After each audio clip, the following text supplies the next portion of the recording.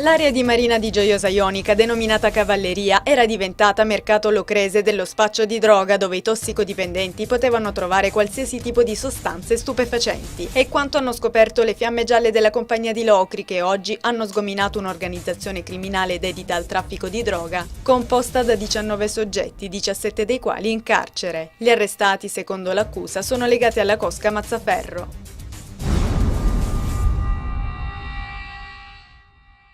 Ha fruttato 800.000 euro una rapina effettuata questa mattina ad un furgone portavalori in località Raganello di Cassano Ionio. Le automobili utilizzate dai rapinatori sono una Fiat Uno e una Fiat Punto, rubate nei giorni scorsi nella zona e ritrovate bruciate dai carabinieri poco lontano dal luogo del colpo, per consumare il quale è stato utilizzato anche un camion. Ad agire sarebbero state almeno 6 persone con il volto coperto e armate di fucili e pistole.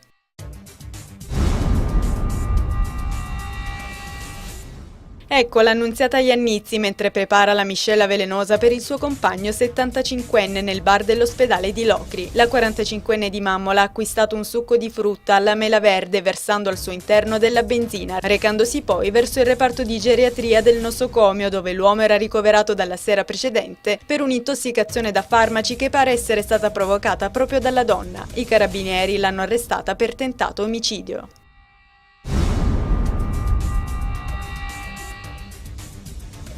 Il Teatro Politeama di Catanzaro è stata la perfetta location che ieri ha ospitato il concerto dei Manhattan Transfer, gruppo vocale tra i più noti ed apprezzati al mondo. L'occasione di quello che può veramente definirsi un evento è stata la Kermesse Festival d'autunno, che come sempre porta a Catanzaro personaggi di spicco del panorama internazionale dello spettacolo, dando l'opportunità al pubblico catanzarese, calabrese e meridionale di assistere ad un concerto unico.